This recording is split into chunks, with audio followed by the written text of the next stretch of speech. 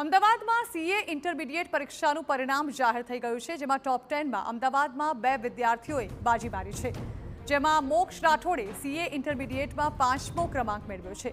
અમદાવાદની સ્તુતિ ગોયનકાએ મેળવ્યો છે 10મો ક્રમાંક. ઓલ ઇન્ડિયાના 8.47ના પરિણામ સાથે અમદાવાદનું માત્ર 6.55% પરિણામ જ સામે આવ્યું છે. સ્કૂલ ફૂટબોલમાં નેશનલ ખેલાડી રહેલા મોક્ષ રાઠોડની અનોખી સિદ્ધિ છે. અભ્યાસ સાથે કોઈપણ રમત રમવી જરૂરી હોવાનું મોક્ષ રાઠોડે જણાવ્યું. હું નાનપણથી જ મને સ્પોર્ટ્સમાં બહુ ઇન્ટરેસ્ટ છે અને મારી જે ફેમિલી છે ફૂલ સપોર્ટિવ છે કે એમને એવું જ લાગે કે તમે જો રમો નહીં તો તમારું જે ફોકસ ભણવા પર રહે નહીં આખું. એટલે હું સ્ટાર્ટિંગથી જ ફૂટબોલ રમતો હતો અને સ્કૂલમાં હું 12માં નેશનલ રમેલો હતો અને ફાઉન્ડેશન વખતે બી નેશનલની ઓપોર્ચ્યુનિટી આવી હતી, પણ ત્યારે મેં સીએને વધારે ફોકસ આપેલું. અને જે આજે આખી જર્ની હતી 1 વર્ષની સીએ ઇન્ટરની, એમાં બી એટલે એવું નહોતું કે સાવ બંધ કરી દીધું હતું.